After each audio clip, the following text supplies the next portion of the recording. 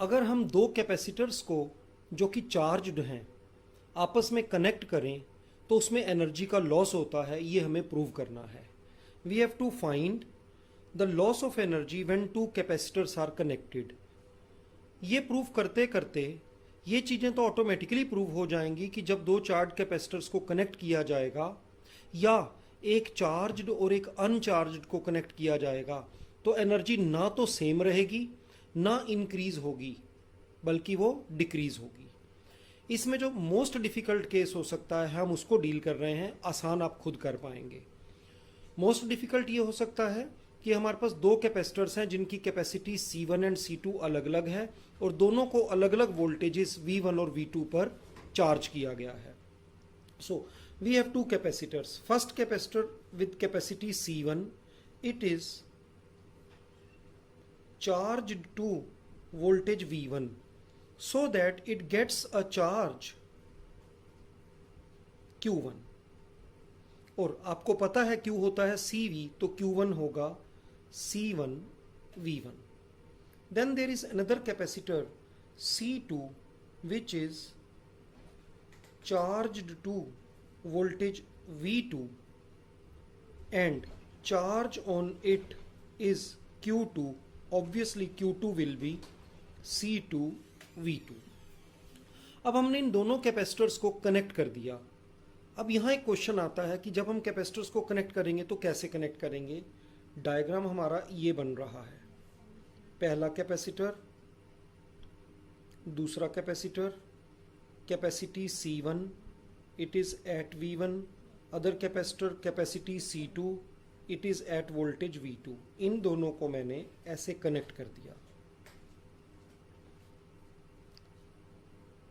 Geometry wise ये देखने में पैरेलल से लग रहे हैं और क्योंकि सर्किट में एक ही रास्ता है तो जो डेफिनेशन आपको समझाई थी उस हिसाब से तो ये सीरीज में है, पर यहाँ पर इनको पैरेलल में माना जाएगा। ऐसा क्यों, ये मैंने दूसरी वीडियो में बहुत डिटेल में एक्सप्लेन किया हुआ है, आप वहाँ पर देख लेना। फिलहाल आप ये मानकर चलें इन दोनों को हमने किस में कनेक्ट किया है, पैरेलल में। अगर हमने इन दोनों को पैरेलल में कनेक्ट किया तो इस पूरे सिस्टम का टोटल कंबाइंड कैपेसिटेंस C हो जाएगा C1 प्लस C2। और अब हम इसको मान सकते हैं कि ये एक नया कैपेसिटर बन गया जिसकी कैपेसिटी कितनी है C। और इन दोनों को क्योंकि पैरेलल में माना जा रहा है तो इसकी वोल्टेज भी सेम हो जाएगी, दोनों की कंबाइंड वोल्टेज सेम होगी। Now it is at potential और वोल्टेज V। इनिशियली जब ये दोनों कैपेसिटर्स सेपरेट थे, when capacitors were not joined, तब इनकी एनर्जीज क्या क्या थी देखते हैं। पहले की एनर्जी, एक इससे पहले मैं एक बात आपसे पूछना चाहूँगा, आपको ध्यान है एनर्जी के फार्मूला क्या क्या हुआ करते थे। कैपेसिटर की एनर्जी का पहला फार्मूला होता था हाफ CV², दूसरा होता था हाफ QV और तीसरा होता था half Q² divided by C। इनमें से कोई भी कभी भी कहीं भी कैसे भी हम यूज़ कर सकते हैं। तो एनर्जीज, पहले कैपेसिटर की energy E1 half C1 V1²। क्यों? क्योंकि उसकी कैपेसिटी C1 थी और इनिशियली उसको चार्ज किया गया था पोटेंशियल V1 पर। दूसरे वाले की energy E2 half C2 V2²। So total initial energy कितनी होगी? Total initial energy, let us call it EI, it will be E1 plus E2। आप ज़्यादा स्पेसिफिक होना चाहते हैं तो इसके साथ में भी I लगा सकते हैं। So total initial energy EI will be, ये और ये इन दोनों का सम half C1 V1² plus half C2 V2 का स्क्वायर।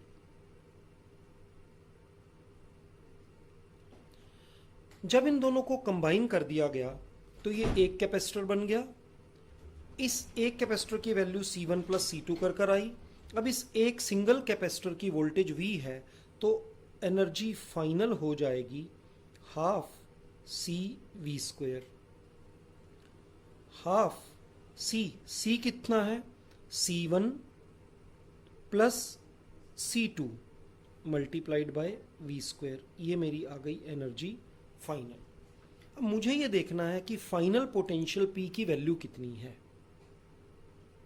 हमें पता है Q होता है CV, इट मीन्स V कितना होगा, Q बाय C। जब हम इन दोनों कैपेसिटर्स को कंबाइन करेंगे एक कैपेसिटर बन जाएगा, तो टोटल चार्ज उन दोनों चार्जेस का एल्जेब्रिक एडिशन होगा। So total charge Q will be Q1 plus Q2। तो हमारा फाइनली V की वैल्यू आ जाएगी Q1 plus Q2 divided bye C कितना है हमारा, C1 प्लस C2। V की इस वैल्यू को हम यहाँ सब्सटीट्यूट करते हैं, हमें एनर्जी की फाइनल वैल्यू क्या मिलेगी, half C1 plus C2 into V square. What is V, Q1 plus Q2 divided by C1 plus C2, इस सारी वैल्यू का स्क्वायर। C1 प्लस C2 का होल स्क्वायर जो डिनोमिनेटर में है वो एक बार इस C1 प्लस C2 से कैंसिल होगा और नीचे एक C1 प्लस C2 बच जाएगा। ऊपर यहाँ जो एनर्जी है वो Q की टर्म्स में दिख रही है और इनिशियल एनर्जी में कहीं पर भी Q नहीं है, तो या तो हम वहाँ पर Q की टर्म्स लाएं, तब इससे कंपेयर कर कर बता सकते हैं कि एनर्जी में इंक्रीज हुआ या डिक्रीज हुआ, या यहाँ के Q को in terms of C and V replace करें। आप दोनों में से कोई भी रास्ता अडॉप्ट कर सकते हो, रिजल्ट सेम आएगा। मैं यहाँ पर Q1 और Q2 की वैल्यू यहाँ से उठाकर रिप्लेस कर रहा हूँ। So my final energy will be, देखिए ये जो स्क्वायर था एक बार इससे कैंसिल हुआ, डिनोमिनेटर में C1 प्लस C2 आ गया, ये 2 भी डिनोमिनेटर में है, ऊपर है Q1 प्लस Q2 का होल स्क्वायर, जिसमें से Q1 की वैल्यू है C1 V1 और Q2 की वैल्यू है C2 V2। इसको अगर आप पूरा सॉल्व करेंगे तो फाइनल एनर्जी कितनी आ जाएगी, C1 square V1 square plus C2 square V2 square plus 2 C1 C2 V1 V2 A square plus B square plus 2AB का formula divided by 2 C1 plus C2। ये तो बड़ा कंफ्यूजिंग सा नहीं हो गया। इनिशियल एनर्जी ये रही, फाइनल एनर्जी ये रही, देखने में तो कुछ भी पता नहीं चल रहा कि कौन बड़ी है कौन छोटी है। अगर EF लेस देन EI आया तो हम कहेंगे एनर्जी का लॉस हुआ है, और अगर ये ग्रेटर आया तो हम कहेंगे एनर्जी का गेन हुआ है, और अगर ये इसके इक्वल दिख रहा होता तो हम कहते हैं एनर्जी का ना लॉस हुआ है ना गेन हुआ है। अब डिसाइड कैसे किया जाए, तो अगर आपको कंप्यूटर के किसी प्रोग्राम में ये डिसाइड करना होता है कि विच out of A and B is greater, तो आप क्या करते हैं, A में से B को सब्ट्रैक्ट करते हैं। अगर रिजल्ट पॉजिटिव आए तो A ग्रेटर है, अगर रिजल्ट नेगेटिव आए तो B ग्रेटर है, और अगर रिजल्ट ज़ीरो आए तो दोनों इक्वल हैं। हम इसी को यहाँ पर यूज़ करेंगे। हम इन दोनों का डिफरेंस निकाल कर डिसाइड करेंगे कि कौन बड़ा है और कौन छोटा है। कन्वेंशनली हम फाइनल में से इनिशियल को सब्ट्रैक्ट करते हैं। तो change in energy delta E will be E final minus E initial. Delta E will be, what is E final, ये सारी वैल्यू मैं नेक्स्ट शीट पर करता हूं इसको, क्योंकि एक्सप्रेशन काफ़ी बड़ा है इसलिए एक नई शीट में यूज़ कर रहा हूं। मेरी एनर्जी फाइनल, इसमें से एनर्जी इनिशियल को माइनस कर कर मेरा आएगा change in energy. So change in energy represented by delta E which was in last sheet E final minus E initial। अब मैं इनकी वैल्यूज पुट करता हूँ। E फाइनल मेरा ये रहा C1 V1 square and so on. C1 V1 इन दोनों का ही स्क्वायर, C1 V1 स्क्वायर नहीं, C1 square V1 square, C1 square V1 square plus C2 square V2 square plus 2 C1 C2 V1 V2 divided by 2 C1 C2। Divided by 2C1 plus C2। इसमें से minus करना है मुझे initial energy को।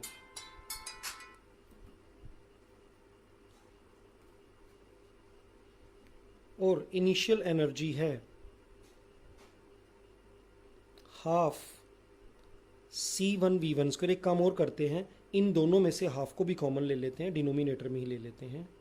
This अंदर है C1V1 square plus C2V2 का square.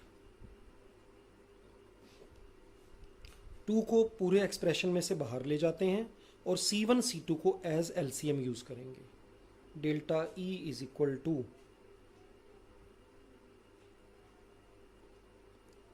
2 तो बाहर आ गया और C1 प्लस C2 ये पूरे एक्सप्रेशन का एलसीएम आया। ये वैल्यूज एज इट इज आ गई। C1 square V1 square plus C2 square V2 square plus 2C1 C2 V1 V2। अब इन दोनों वैल्यूज को इन दोनों वैल्यूज से मल्टीप्लाई करेंगे 1 बाय 1। हमें टोटल 4 टर्म्स मिलेंगी, पर ये ध्यान रखना ये सारी की सारी टर्म्स माइनस में लगाई जाएंगी। इसको इससे मल्टीप्लाई किया तो minus C1 square V1 square, इसको इससे मल्टीप्लाई किया तो minus C1 C2 V2 square, इस C2 को इससे मल्टीप्लाई किया minus C1 C2 V1 square, और लास्ट में इसको इससे मल्टीप्लाई किया तो minus C2 square V2 square. घबराना नहीं है, करते जाना है, ऑटोमेटिकली सब कुछ अपने आप को एडजस्ट कर लेगा। C2 square V2 square minus का and C2 square V2 square plus का, C1 square V1 square plus and C1 square V1 square minus का, ये टर्म इस टर्म से कैंसिल हो गई। अब ये 4 टर्म्स बच गई। इन 4 टर्म्स में से भी C1 C2 C1 C2 C1 C2 ये तीनों में कॉमन आ रहा है। और थोड़ा सा अगर आप ध्यान देंगे तो यहाँ 2 टर्म्स माइनस की हैं और 1 टर्म प्लस की है, तो मैं माइनस भी कॉमन ही ले लेता हूँ। I get delta E is equal to minus half to ये वाला, डिनोमिनेटर में क्या है C1 प्लस C2, और अब अंदर ब्रैकेट में क्या बचेगा। पहले आप इन माइनस वाली टर्म्स को हैंडल कर लें, इनमें से माइनस जा चुका है, अब ये पॉजिटिव बन जाएंगी और इनमें से C1 C2 चला जाएगा। ये 2 टर्म्स बचेंगी, V2 square plus V1 square, minus common लिया जा चुका है, so it is V1 square plus V2 square. यहाँ से क्या बचा, देखो C1 एंड C2 चले गए, बचा 2V1 V2, माइनस भी कॉमन लिया गया है, minus 2V1 V2। Delta E is minus 1 divided by 2 C1 plus C2। थोड़ा ध्यान दें तो ये क्या बनता है, ये बनता है हमारा V1 माइनस V2 का whole square, V1 minus V2 का होल स्क्वायर। मैं इस पूरे एक्सप्रेशन को थोड़ा और मॉडिफाई कर कर ऐसे लिखता हूँ, माइनस को सेंटर में ले आता हूँ और क्या लिखता हूँ यहाँ पर V1 minus V2 square divided by 2 C1 plus C2। अब ध्यान से सोचें, ये डेल्टा E किससे आया था भाई, ये डेल्टा E आया था एनर्जी फाइनल में से एनर्जी इनिशियल को सब्ट्रैक्ट कर कर, और ये पूरा रिजल्ट नेगेटिव है। कैसे, कैपेसिटर दोनों जो हैं उनकी कैपेसिटी पॉजिटिव है, इट मीन्स ये पूरा पोर्शन पॉजिटिव है, यहाँ बीच में नेगेटिव है। V1 अगर ग्रेटर है तो ये रिजल्ट पॉजिटिव होगा, V1 स्मॉलर है तो ये रिजल्ट नेगेटिव होगा, पर हमारे रेस्क्यू के लिए ये स्क्वायर आ रहा है, इस स्क्वायर के कारण ये पूरी चीज पॉजिटिव है, ये भी पॉजिटिव है, ये भी पॉजिटिव है, इट मीन्स ये पूरे का पूरा ब्रैकेट के अंदर जो एक्सप्रेशन है वो पॉजिटिव है। और बाहर माइनस होने का मतलब है total result change of energy का नेगेटिव है, नेगेटिव है मीन्स लेस देन 0 है, this result is less than 0 और नेगेटिव। इसको उधर ले जाएं तो it means E final is less than E initial, final energy initial energy से कम है, hence we can say that there is loss of energy. और वो लॉस ऑफ एनर्जी कितना होगा, अगर आप एज ए फार्मूला याद करना चाहते हैं तो लॉस ऑफ एनर्जी इतना होगा। अब मैंने जो दो कैपेसिटर्स लिए थे उनकी वैल्यू C1 C2 डिफरेंट थी और उनके potentials V1 and V2 different थे। आप इस डेरिवेशन को अलग अलग फॉर्मेट में कर सकते हो। वो ये, एक तो ये कि हमारे दोनों कैपेसिटर्स की कैपेसिटी C1 की भी C है और C2 की भी C है, पर इन दोनों को different potentials V1 and V2 पर चार्ज किया और फिर कनेक्ट किया, तो आप कर देखिए तब भी एनर्जी का लॉस आएगा। नेक्स्ट, हमने दो कैपेसिटर्स लिए C1 एंड C2, इन दोनों को सेम पोटेंशियल V पर कनेक्ट किया। ये थोड़ा इंटरेस्टिंग केस है, जब आप करेंगे तो आपको पता लगेगा इसमें थोड़ी सी वेरिएशन आएगी इस केस में कंबाइन करने पर क्या होता है। और फिर एक ऐसा भी हो सकता है, एक कैपेसिटर लिया C1, इसको हमने V1 पोटेंशियल पर चार्ज किया, एक दूसरा कैपेसिटर लिया जिसकी कैपेसिटी थी C2, इसको हमने अनचार्ज रखा, यानी कि इनिशियली इसके V2 की वैल्यू भी ज़ीरो होगी और इसके Q2 की वैल्यू भी ज़ीरो होगी।